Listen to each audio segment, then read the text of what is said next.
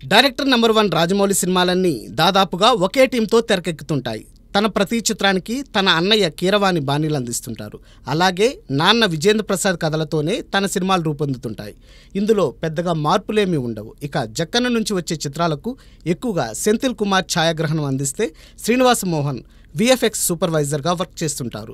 Sabu Cyril production డిజైనర్గా పనిచేస్తుంటారు. అయితే వీరంతా రాబోయే సినిమాకి మారుతారని సమాచారం. బాహుబలి సిరీస్ RRRతో పాన్ ఇండియా హిట్స్ అందుకున్న జక్కన్న రాబోయే మూవీని సూపర్ స్టార్ మహేష్ బాబుతో చేయబోతున్నారు.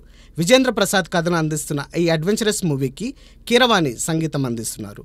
త్వరలోనే ఈ క్రేజ్ ప్రాజెక్ట్ పట్టాలెక్కనుంది. అయితే ఈ మూవీకి తన టీంలో రెగ్యులర్గా ఉండే సెంథిల్ కుమార్కి బదులుగా PS వినోద్ని కెమెరామెన్గా ఎంచుకున్నారట రాజమౌళి. అలాగే శ్రీనివాస్ మోహన్ స్థానంలో కమల్ కన్నన్ చేరారట. అలాగే సాబు సిరిల్కి కూడా రీప్లేస్మెంట్ ఉంటుందట. ఇక RRRకి ఎడిటింగ్ చేసిన శ్రీకర్ ప్రసాద్ స్థానంలో మరో ఎడిటర్ చేరుతారట.